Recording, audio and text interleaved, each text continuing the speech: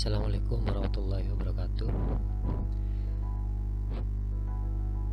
Pada kesempatan kali ini saya akan menjelaskan materi tentang toko online atau e-commerce.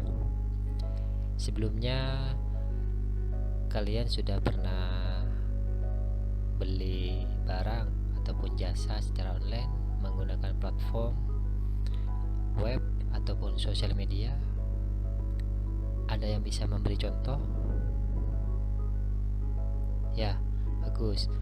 Jadi salah satu contoh toko online atau e-commerce itu kalau yang berusaha website itu seperti Shopee, Tokopedia, ada yang juga berbasis aplikasi ya, seperti Shopee tadi ya, atau TikTok Shop. Jadi itu salah satu contoh dari toko online. Oke, selanjutnya capaian pembelajaran. Jadi pada kesempatan kali ini peserta didik diharapkan dapat menguasai konsep e-commerce, baik itu secara pengertian, tujuan, manfaat, ataupun dampak negatif dari e-commerce itu sendiri. Selanjutnya kita masuk ke materi pertama, yaitu pengertian dari e-commerce. Ada yang bisa membantu menjawab apa itu e-commerce? Ya, bagus. Jadi e-commerce itu merupakan suatu kegiatan dengan memanfaatkan teknologi aplikasi dan bisnis yang menghubungkan perusahaan, konsumen, dan komunitas atau organisasi tertentu melalui transaksi elektronik berupa perdagangan barang, pelayanan, serta informasi, yang semua itu dilakukan secara elektronik tanpa harus tatap muka secara langsung. Jadi semua itu dilakukan secara virtual.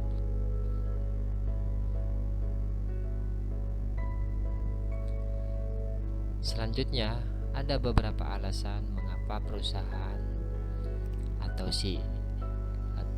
CEO ataupun pelaku bisnis, pelaku UMKM itu menggunakan fasilitas e-commerce. Yang pertama, dapat menjangkau konsumen di seluruh dunia. Jadi ketika kita menggunakan platform web, secara tidak langsung barang yang akan kita jual atau yang akan kita promosikan itu bisa dijangkau ke seluruh dunia dengan syarat platform tadi bisa diakses secara publik melalui internet. Yang kedua, dapat melakukan komunikasi interaktif dengan biaya efisien. Maksudnya dengan kita memanfaatkan media sosial, kita tidak perlu secara langsung bertatap muka dengan konsumen atau calon pembelinya. Cukup menggunakan media sosial serta fitur-fitur yang ada di sosial media untuk membuat komunikasi kita secara interaktif, bisa secara video call atau menggunakan emoticon yang ada di platform itu, sehingga komunikasi akan lebih interaktif dan menarik. Tentunya ini sebagai sarana media promosi kepada konsumen. Yang nomor 3, dapat menjangkau target konsumen tertentu. Maksudnya dengan pemanfaatan fasilitas e-commerce, kita bisa memilih atau menargetkan jenis konsumen berdasarkan kesukaan, hobi, atau berdasarkan umur. Itu bisa kita pantau dari background ataupun histori pencarian di browsernya.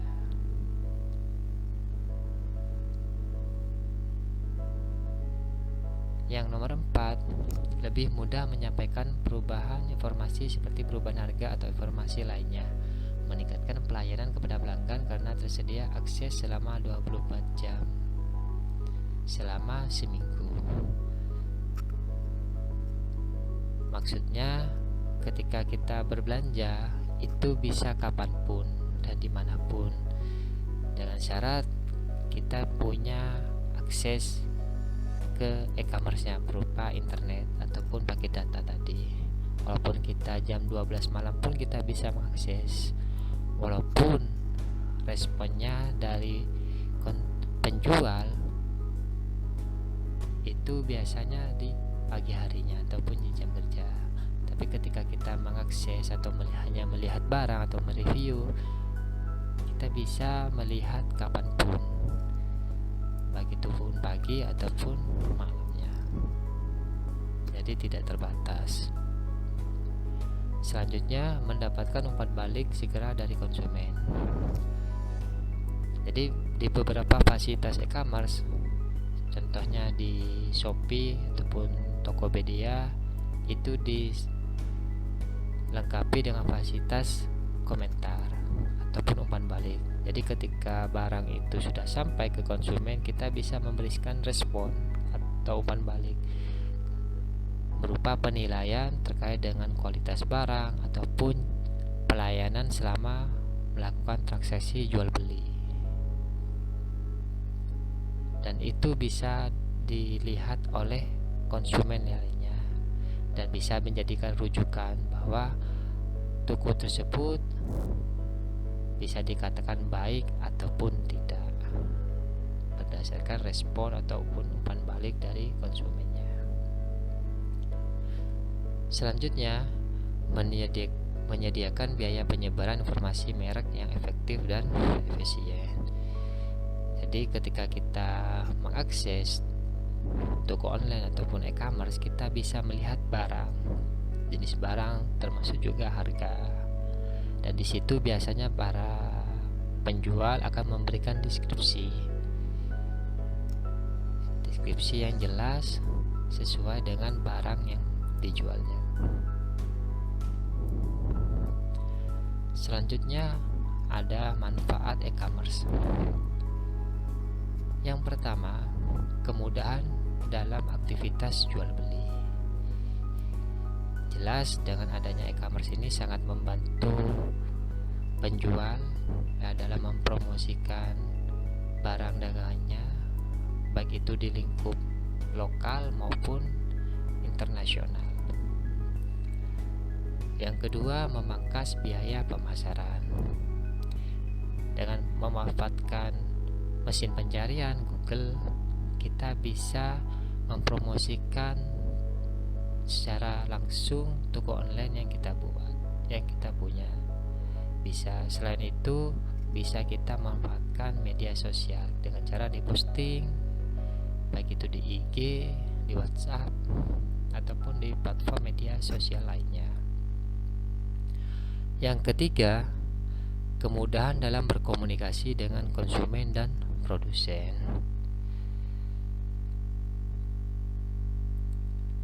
Jelas sekali bahwa di e-commerce itu sudah dilengkapi dengan fitur umpan balik ataupun chat antara konsumen dengan pembeli, sehingga akan lebih mudah dalam bertanya terhadap suatu barang ataupun menilai dalam suatu barang, sehingga kita bisa tahu kualitas ataupun pelayanan yang ada di toko tersebut. Yang keempat, dapat menjangkau target market yang lebih luas. Ya, seperti di awal tadi disampaikan bahwa dengan memanfaatkan e-commerce ini secara tidak langsung, konsumen yang kita jangkau bukan hanya di tingkat lokal saja, bahkan itu meluas ke seluruh dunia. Selama toko online kita terhubung menggunakan internet. Yang nomor 5, penyebaran informasi lebih mudah dan cepat. Terlebih lagi kalau kita mempromosikannya secara unik dan estetik, itu biasanya akan lebih cepat viral. Selanjutnya, proses pembayaran menjadi lebih mudah dan cepat. Dengan perkembangan teknologi saat ini, khususnya di bidang pembayaran ya, kita sudah mengenal istilahnya m-banking. Ada teknologi QRIS atau barcode, ada juga dompet digital seperti link aja,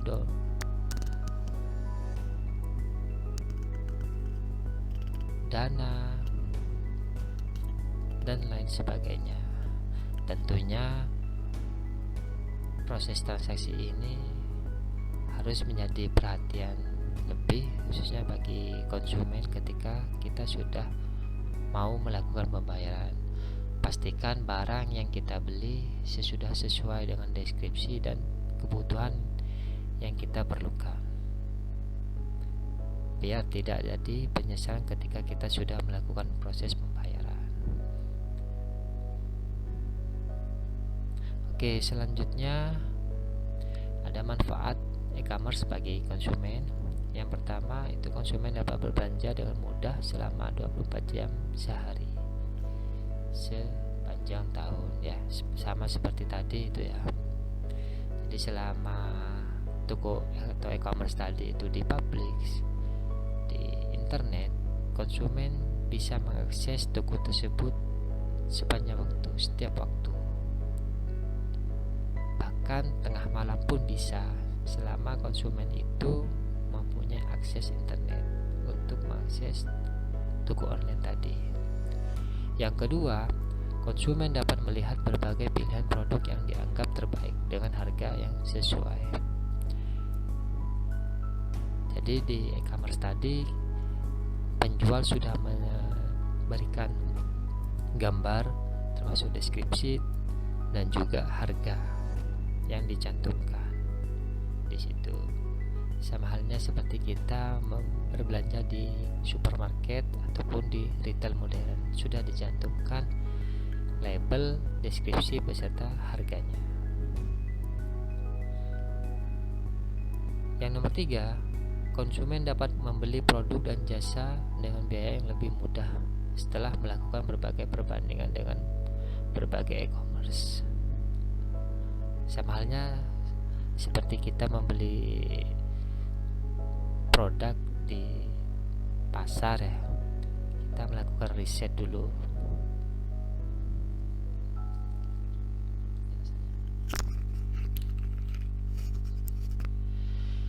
Selanjutnya yang nomor 3, konsumen dapat membeli produk dan jasa dengan biaya yang lebih mudah setelah melakukan perbandingan dengan berbagai e-commerce. Jadi di sini kemudahan yang konsumen raih, konsumen bisa melakukan perbandingan produk antara satu e-commerce dengan e-commerce lainnya. Tentunya ini tidak jauh beda dengan kita membeli barang secara konvensional ataupun datang ke masing-masing toko gitu. Selanjutnya, dampak positif dari e-commerce itu sendiri. Dengan adanya e-commerce ini, apa sih dampak positifnya?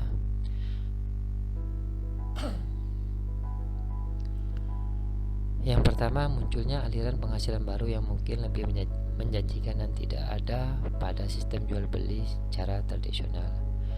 Jadi dengan adanya e-commerce tersebut akan merubah mindset atau pola pikir dari jual beli tradisional ya, dan sekarang ada e-commerce. Kalau dulu kalau kita mau menjualan barang atau menjual sebuah produk, kita harus membuka sebuah toko ataupun menyewa stand ataupun kita harus turun ke jalan. Kalau sekarang dengan adanya e-commerce ini, kita cukup duduk di rumah, membuka HP ataupun laptop ataupun komputer. Dengan adanya internet, kita bisa browsing dan cukup mengklik ataupun memposting dari situ, dan itu dampaknya bisa ke seluruh dunia. Produk kita bisa diketahui orang bukan hanya di lokal saja hingga mancanegara.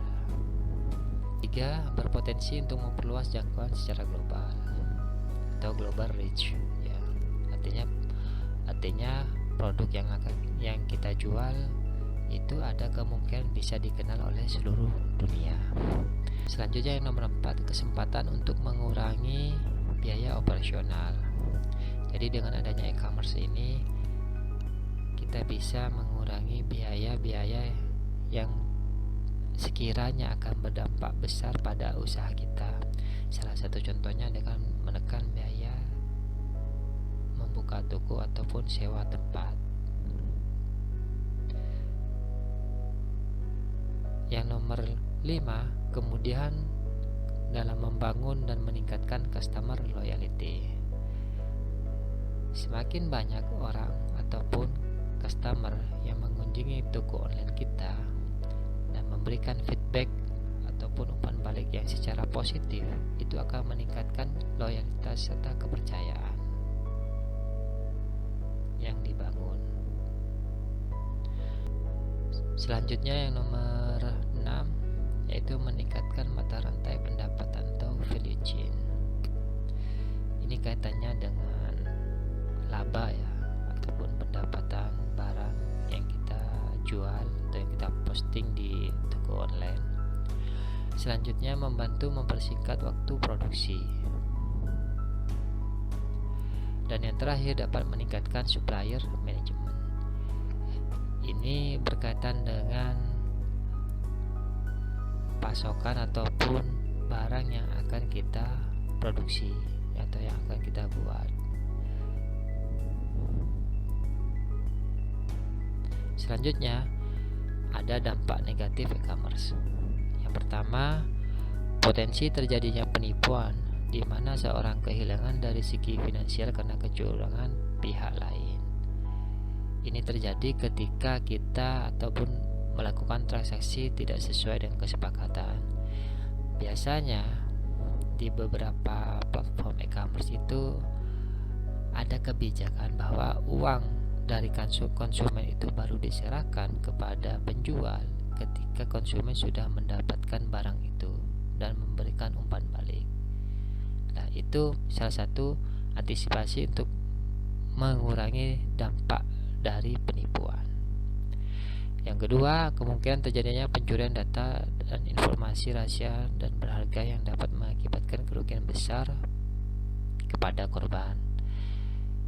Ini akan terjadi ketika sebuah platform e-commerce ataupun sosial media yang dari segi keamanannya itu tidak ditingkatkan atau kurang diperhatikan oleh pengembang si e-commerce tadi atau pembuat e-commerce-nya tadi. Terlebih lagi kurangnya budaya membaca dari konsumen itu sendiri, sehingga kemungkinan terjadinya pencurian data dan informasi akan sangat besar. Terlebih lagi kalau pelanggan ataupun pembelinya itu memang di atas usia, potensi terjadinya kehilangan kesempatan bisnis atau kerugian pelanggan yang diakibatkan oleh gangguan sistem, misalnya human error atau kesalahan dari manusia itu sendiri, dan gangguan listrik tiba-tiba, misalnya terjadinya pemadaman secara mendadak. Ini akan berakibat terjadinya kesempatan atau bisa jadi orang itu akan malas untuk membeli ataupun mengakses toko online tersebut. Misalnya ketika kita buka situs tersebut,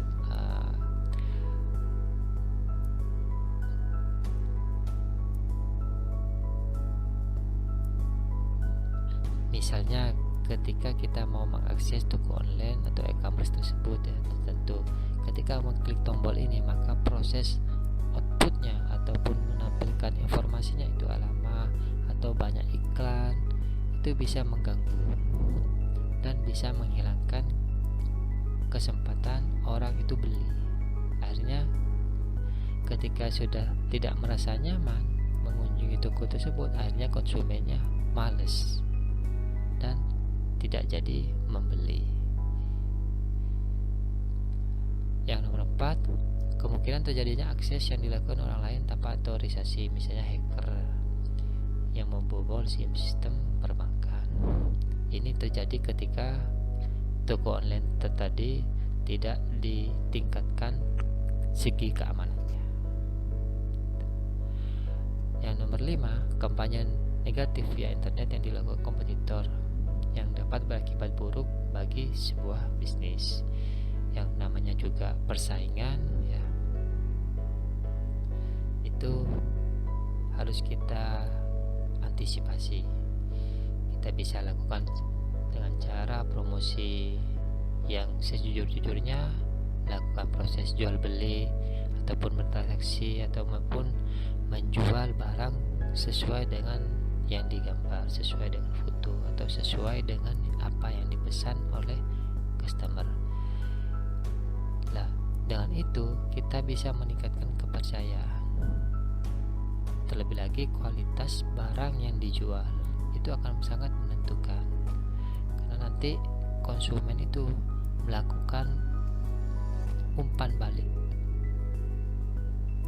dan itu akan berpengaruh nanti kepada konsumen yang akan membeli di toko kita. Selanjutnya, potensi kerugian yang bisa terjadi akibat kesalahan manusia itu sengaja ataupun tidak sengaja, dan juga kerusakan sistem elektronik. Seperti tadi ya, ketika kita misalnya salah menginputkan jumlah barang, atau bisa jadi kita lupa melakukan proses transaksi ataupun pembayaran, itu bisa merugikan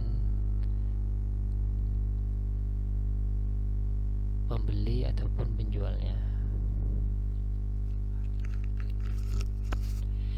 Terakhir, potensi kerugian yang bisa terjadi akibat kesalahan manusia, baik itu sengaja ataupun tidak sengaja, dan juga kerusakan sistem elektronik ataupun gadgetnya itu sendiri ya. Oke, mungkin itu materi yang bisa saya sampaikan pada kesempatan kali ini. Semoga bisa bermanfaat dan memberikan wawasan kepada kita semua. Terima kasih.